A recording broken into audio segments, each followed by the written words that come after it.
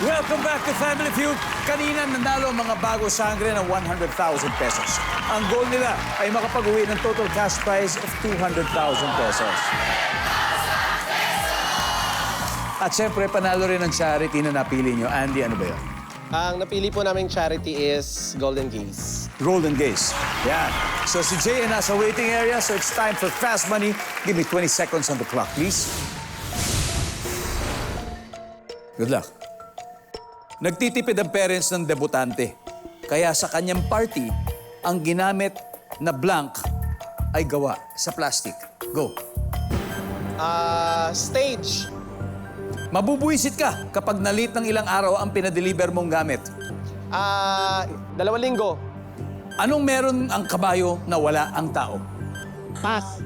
Hindi ka makikipag-away sa taong ang trabaho o profesyon ay blank. Lawyer. Let's go, Andy. Nagtitipid ang parents ng deputante. Kaya doon sa party, ang ginamit na blank ay gawa sa plastic. Sabi mo, stage. Ang sabi ng survey ay, wala. Mabubuisit ka kapag na-late ng ilang araw ang pinadeliver mong gamit. Sabi mo, 2 weeks.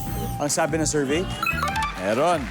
Anong meron ang kabayo na wala ang tao? Nag-pass ka dito, hindi ka makikipag-away sa tao. Ang trabaho o profesyon ay lawyer. Ang sabi ng survey, 31. Tapos yung last natin, hindi na natin natanong, excuse ng estudyante pag hindi tumutulong sa gawaing bahay. Ano sana sagot mo doon? May sakit. Hindi umabot. Di bali, Andy?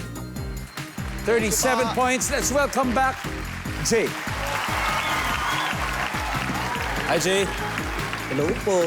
Okay. So, si Andy ay nakakuha ng 37. Ibig sabihin, 163 to go. Okay, at this point, makikita po ng viewers ang sagot ni Andy. Give me 25 seconds on the clock. Good luck. Nagtitipid ang parents ng debutante.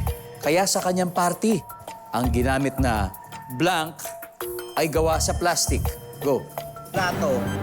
Mabubuisit ka kapag na-late ng ilang araw ang pinadeliver mong gamit. Pass. Anong meron ng kabayo na wala ang tao? Kalesa. Hindi ka makikipag-away sa taong ang trabaho o profesyon ay blank. Engineer. Excuse ng estudyante pag hindi tumutulong sa gawaing bahay. Uwing-uwi na. Let's go, Jay. So, nagtitipid ang parents ng deputante. Kaya sa party, ang ginamit na blank ay gawa sa plastic. Baka plato. Survey says, top answer. Mabubuisit ka pag nalit ng ilang araw ang pinadeliver mong gamit. Wala tong sagot. So, ang top answer dito ay 7 days. Anong meron ng kabayo na wala ang tao? Sabi mo, kalesa. Tama naman, ang sabi ng survey, meron. Ang top answer dito ay buntot.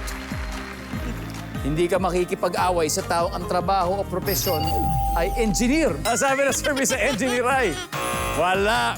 Ang top answer ay pulis. Excuse ng estudyante pag hindi tumutulong sa gawaing bahay kasi uwing-uwi na. Pero nasa bahay na siya. So saan siya uuwi? Baka may iba May pang ibang ano, baka bahay. may ibang bahay. May ibang bahay. Oh, uuwi! Uuwi! Ang sabi ng survey sa uwi-uwi na ay, wala! Ang top answer, uuwi! Schoolwork. May homework. May homework. Palusot. May 100,000 pesos. The new Sangres.